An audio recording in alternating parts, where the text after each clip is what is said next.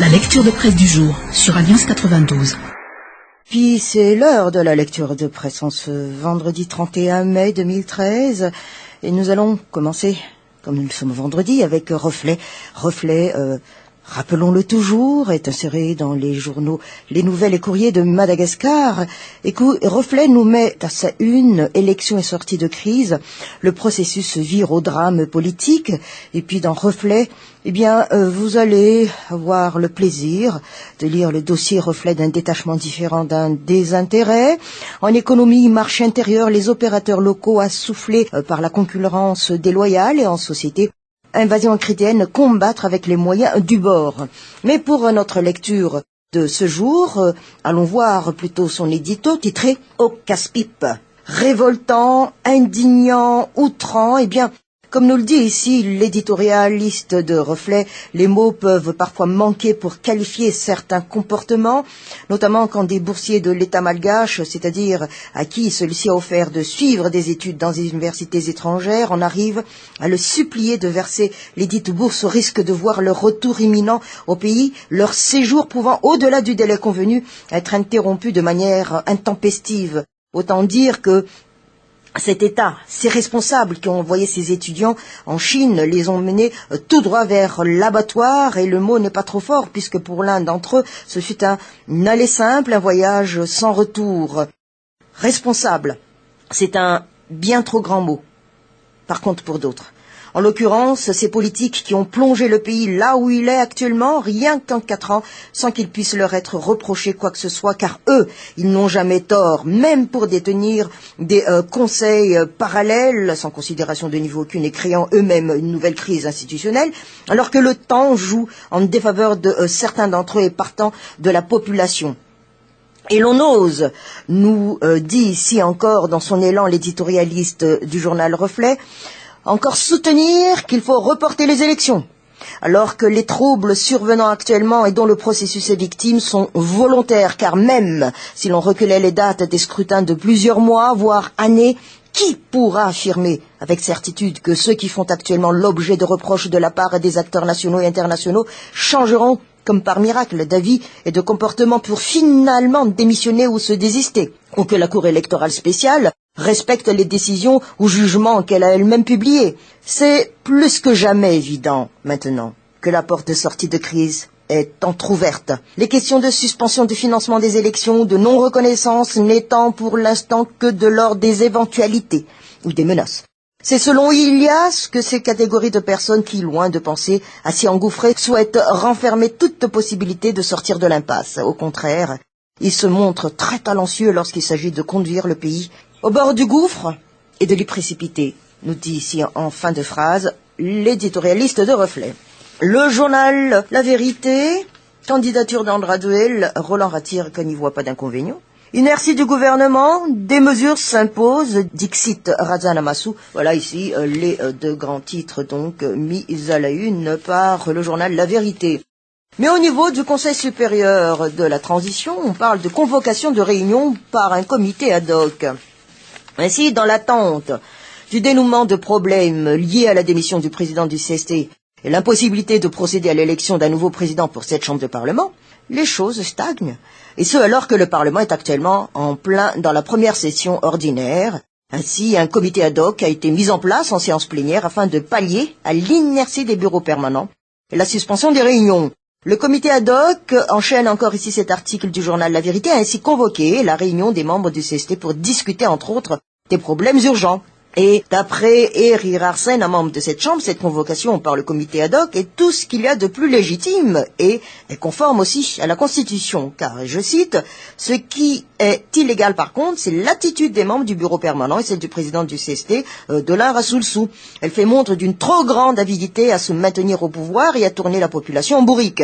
En effet, comme les membres du Parlement censés être en session ordinaire, pourront-ils rester les bras croisés alors qu'il y a tant de problèmes à résoudre pour ne parler que de ce fléau de l'invasion chrétienne dont il faut s'occuper en urgence. » Fin de citation. Voilà donc ce qu'a fustigé ici ce membre de cette chambre CST donc.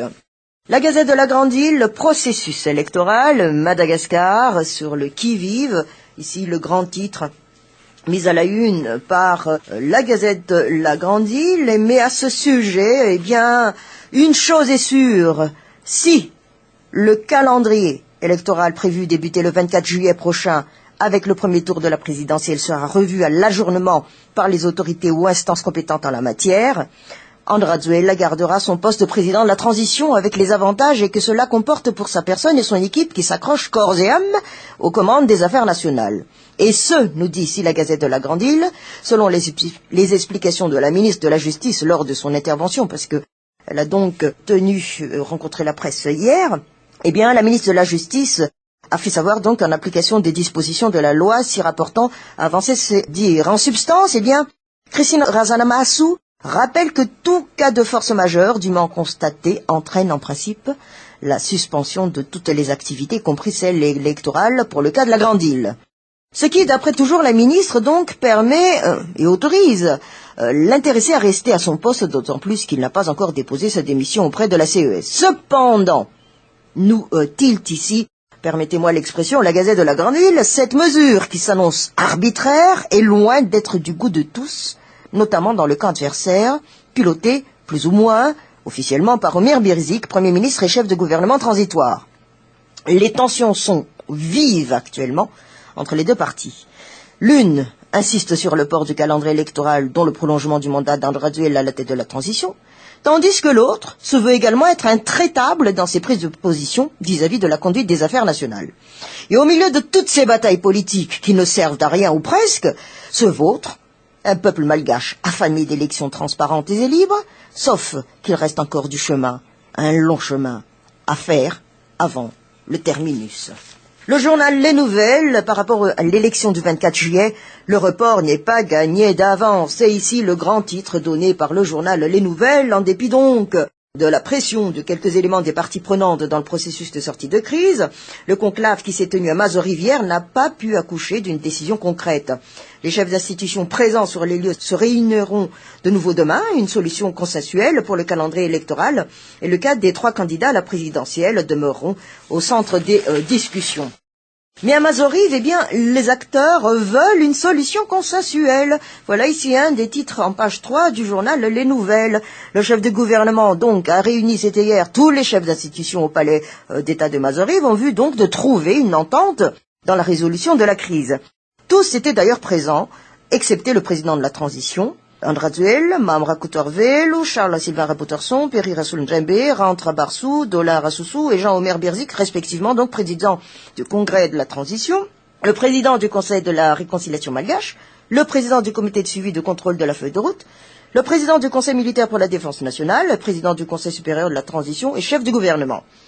Le groupe, soutenu par une dizaine de ministres du gouvernement d'Union nationale, a examiné donc le cas de la faisabilité de la présidentielle face au climat qui prévaut actuellement, né des candidatures d'Andrazuela, de Didier Rattler et de la Laura Valman. Cette réunion, nous donne en explication ici le journal Les Nouvelles, s'est avéré être un échange entre les entités présentes sur les moyens à fournir pour garantir des élections crédibles. Il a alors été décidé d'un conclave qui se tiendra demain entre ces mêmes membres pour décider ensemble de la tenue des dites élections, et cette fois-ci une invitation sera envoyée donc au président de la transition. Le Premier ministre Ömer Birzik insiste sur le fait que toutes les décisions doivent être prises communément entre toutes les institutions, mais ne doivent pas émaner d'une seule. Ceci est valable donc pour la question du report des élections. En effet, la communauté internationale s'est déjà prononcée sur des sanctions à donner à certaines personnalités. Et Ömer Birzik envisagerait donc d'envoyer une requête auprès de cette dernière afin de retarder cette décision jusqu'à ce qu'une résolution soit prise par tous les acteurs. Midi Madagascar, par rapport donc à tout ce qui s'était passé hier, Ömer Birzik, je ne démissionnerai pas. Voilà ici le grand titre donné par Midi, mais de sa colonne Vision, on nous titre alors ici « Fini la récréation ». Andrazuela a bien sûr justifié auprès de la CES son refus de démissionner, bien qu'il soit candidat, mais, nous dit ici Vision, l'ambiguïté de sa situation par rapport aux autres candidats et le report d'élections qu'il demande divise la classe politique et civile. La plupart des candidats à l'élection présidentielle qui ont rencontré l'émissaire de la SADC, Leonardo Simão, estiment qu'il faut maintenir le calendrier électoral donc fixé par la CENIT et les experts des Nations Unies. Ils sont d'avis même que c'est le seul moyen d'avancer vers la sortie de crise. Mais Question posée, sera-t-il possible d'envisager quoi que ce soit avec un gouvernement coupé en deux? Une partie s'est rapprochée d'Omir Berzik, donc en participant au conseil de gouvernement, et l'autre a affiché sa fidélité à Andra Duel en venant au conseil des ministres. Le risque est que, si la solution radicale ou de compromis ne voit pas le jour pour venir à bout des problèmes qui empêchent l'application des lois en cette période préélectorale, nous dit ici une vision, l'épée de Damoclès tombera. Les sanctions vont pleuvoir, au point de prendre encore plus difficile la vie de 21 millions d'habitants de la Grande Île. À quand la mise en place du triumvirat qui doit gérer le pays pendant la période de vacances? L'ambiguïté du cas du président du CST bloquerait-elle son avènement? La réunion des chefs d'institution et des membres du gouvernement convoqués par le Premier ministre n'a-t-elle pas abouti à une solution? Une chose est sûre, nous conclut ici Vision de Midi Madagascar, la récréation doit prendre fin. Ce n'est plus le moment de jouer. La population électorale a besoin de voter dans l'apaisement pour faire part des bons grains de l'ivraie. Courrier de Madagascar, de titre Fifampdinina Tenemazolif, Wantsun Razuella. Report des élections, à quoi joue Christine Razanamassou? Voilà la question posée ici et mise à la une par Courrier de Madagascar. Mais si à travers la colonne de Vision de Midi Madagascar il est dit fini la récréation, eh bien l'éditorialiste de Courrier de Madagascar nous dit « Le glas a sonné ». La dégringolade, c'est ainsi que l'on pourrait qualifier le cheminement politique de l'actuel président de la transition. En effet, nous donne ici, en analyse l'éditorialiste de Courrier de Madagascar, des plus hauts sommets où il avait été, notamment après son élection à la mairie de la capitale et surtout après la révolte qu'il a initiée à travers le mouvement Orange qui a permis le déboulonner de son trône celui qui se croyait inamovible, l'amenant à diriger cette transition.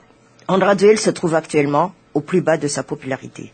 Une chute qui a débuté avec ses multiples vastes hésitations et ses indécisions. Ainsi, il a promis sur la place publique le changement dans la vie pratique du pouvoir, mais cela ne s'est jamais concrétisé. Au contraire, la corruption et les délits en tout genre se sont perpétrés et se sont même aggravés, sans qu'aucune mesure ne soit prise à l'encontre des auteurs. Pire, les nouveaux venus au pouvoir, des personnes proches du leader du mouvement Orange, se montrent davantage gourmands que ceux dont ils ont pris la place dans les hautes sphères du pouvoir.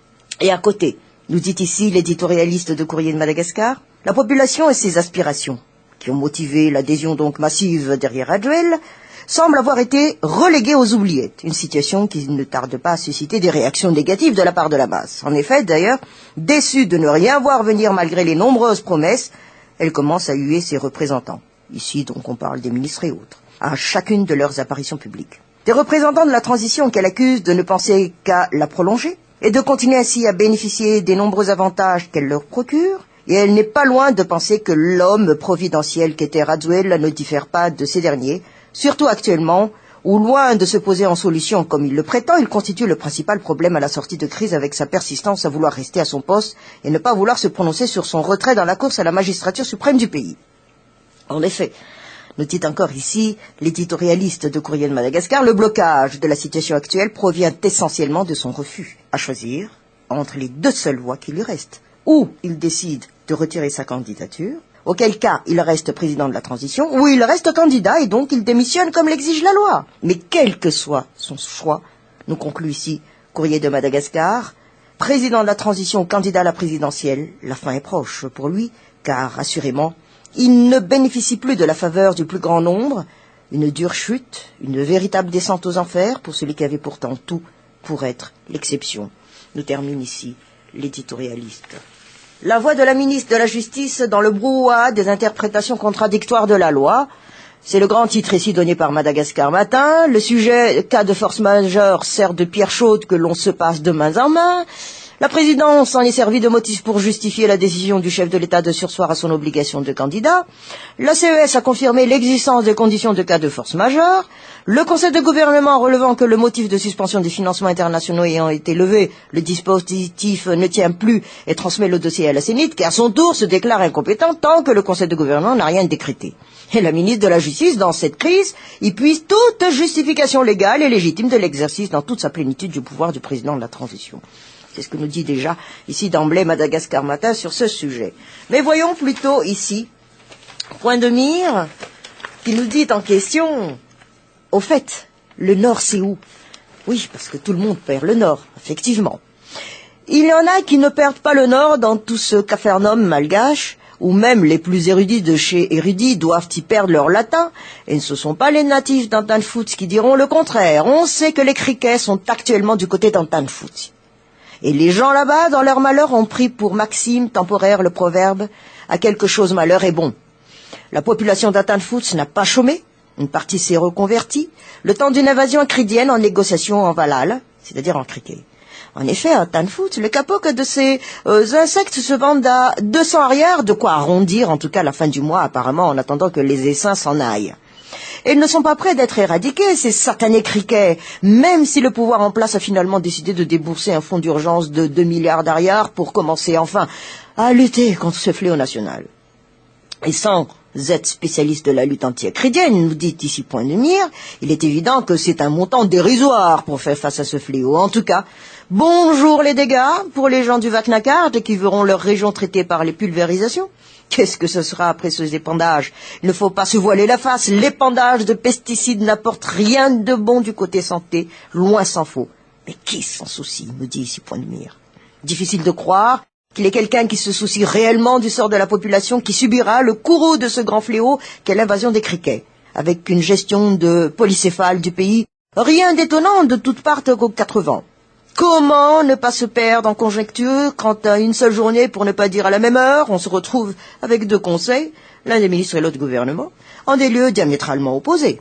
Quand Raduel et ses fidèles au gouvernement s'est réunis son conseil des ministres en demandant un report de l'élection et que, de son côté, le Premier ministre, avec le reste du gouvernement, roule pour une direction tout autre qui doit en écouter. Et le tout sur un fond de CES qui se déclare incompétente pour trancher dans le concret, botte en touche pour aiguillonner la sénite. Quid de celui qui jettera la première pierre, donc pour reporter les élections?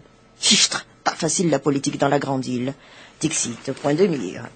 L'Express de Madagascar, pour terminer notre lecture de presse de ce jour, de la crise bataille rangée entre Raduel et Birzik. Mais, puisqu'on a parlé de CES, cours électoral spécial, justement, à l'Express de Madagascar de nous dire 2 poids 2 mesures soulevées. Temps de réflexion. Nous avons envoyé une lettre à la Cour électorale spéciale pour qu'elle statue au plus vite sur la liste des candidats définitifs à la présidentielle, mais nous n'avons pas encore reçu de réponse jusqu'alors. Voilà ce qu'a en tout cas indiqué ici Adjandenen Arvel, candidat à la présidentielle du parti Malagas Miramieng. Le 27 mai a en effet expiré la date du dépôt de la lettre de démission des candidats à la présidentielle du 24 juillet exerçant un mandat public. De cet article de l'Express de Madagascar, on nous dit aussi que le vice-premier ministre de l'aménagement du territoire et du développement pointe entre autres du doigt le fait que la CES prend du temps à répondre à sa sollicitation alors que celle du président de la transition pour le cas de force majeure le 27 mai a reçu une réponse le lendemain même.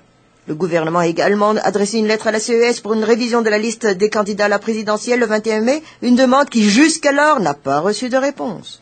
Une lettre émise par le Conseil de réconciliation malgache, le comité de suivi et de contrôle de la feuille de route, les responsables des forces de l'ordre et Omer Birzik, Premier ministre, a adressé le 24 et 27 mai concernant le cas de force majeure, n'a également pas reçu de réponse de la part de la CES.